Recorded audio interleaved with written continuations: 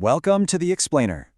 Today we're diving into a really powerful interview with healer Emma Lyons. We're talking about a hidden force that might just be running your life, shame. Think of it like an operating system we've all been taught to accept. But what if we could just uninstall it? So let's just jump right in with a pretty provocative idea from Lyons. What if that critical voice in your head, the one that's always telling you you're not good enough? What if that's not some wounded part of you that just needs a hug? What if it's actually a parasitic system you've been conditioned to obey? So here's how we're going to break this all down today. We'll start by identifying what Lyons calls the inner narcissist. Then we'll look at its main weapon, how it built a whole trauma matrix, and then, the best part, a 5-step method to break free and reclaim your power. Okay, first up, let's completely rethink the advice we're always given about that negative voice in our heads. You see, Lyons points out this massive contradiction. Think about it. If a person in your life was constantly putting you down, controlling you, what would the advice be, right?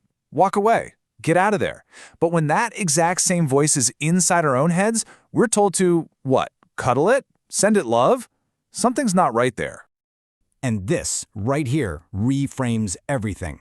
That inner critic, it isn't actually you. It just acts exactly like a narcissist. It's grandiose, it's shaming, and it wants to control you so it can survive. And her point is, you don't negotiate with a parasite, do you? No, you get rid of it. Okay, so if this inner critic is a narcissist, what's its number one weapon? Well, according to Lyons, it's shame. Lyons argues that we live in a culture that's constantly telling us shame is a good thing, that it's some kind of moral compass. But she calls that a dangerous myth. It's really just a form of control, and it's time we took it apart. So what is shame really? Let's get specific. It's not just, feeling bad about something you did. No, Lyons describes it as a full-body state of self-attack. It's like this toxic cocktail of disgust, anger, and resentment, and it's all aimed right back at you. And this is a really, really important distinction. Toxic shame is an attack on your very identity.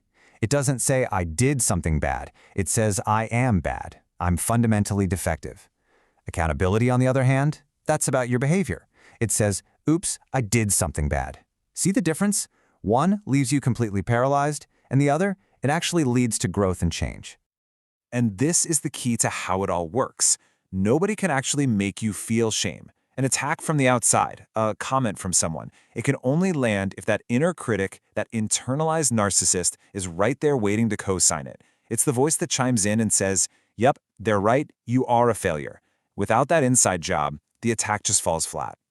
Now, this isn't just a personal thing. This is way bigger. Lyons frames this as a systemic problem, something she actually calls the trauma matrix. She says shame is the actual mechanism, the very glue that keeps trauma patterns going from one generation to the next. It's what makes trauma so sticky, right? It's what prevents it from ever being fully processed and let go. And this pattern? It's fractal. It repeats at every level. It might start in the family, right? Where one person is often chosen as the scapegoat to carry all the family's shame. And then that exact same dynamic just repeats itself outward in our communities, in our workplaces, even in our entire culture. So what this really means is that we're basically living inside this trauma matrix, which is built on all these old inherited survival patterns. And shame, it's not just some feature of the matrix, it's the source code, it's the programming itself. So if you want to break free, you've got to hack the code. Okay, so how do we do that? How do we actually hack the code and fight back? Well, Lyons gives us a super clear 5-step method. It's called the B.R.E.A.K method. Okay, so B is for break the trance. You got to recognize that voice isn't you, it's a spell. R is for refuse to engage. Don't argue with it, don't defend yourself, just drop the rope. E means expose the lie. You have to call out the programming. Say its falsehood out loud. A is for anchor in your body. Get back to your breath, your physical senses. Reclaim your own system. And finally, K is for kick it out. I mean literally, physically shake it off, stomp it out. Return that toxic energy to sender. So, you see, the point here isn't to get into some big tug-of-war with that inner narcissist. The real goal is to realize you don't even have to pick up the rope in the first place. You can just refuse to play the game. All right, so what's on the other side of all this? What's the big reward for breaking free from this whole system of control? Well, where shame is whispering, you're defective, you better hide to be safe. Authenticity just says, this is who I am, and I can be visible and powerful at the same time.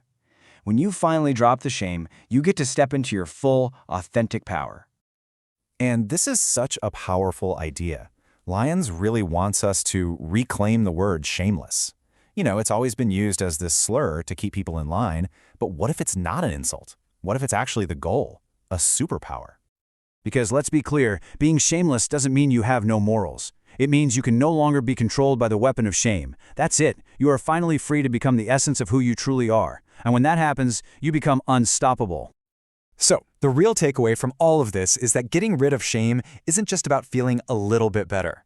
It's about unlocking your true potential to create, to lead, and to live a life that is completely, authentically yours.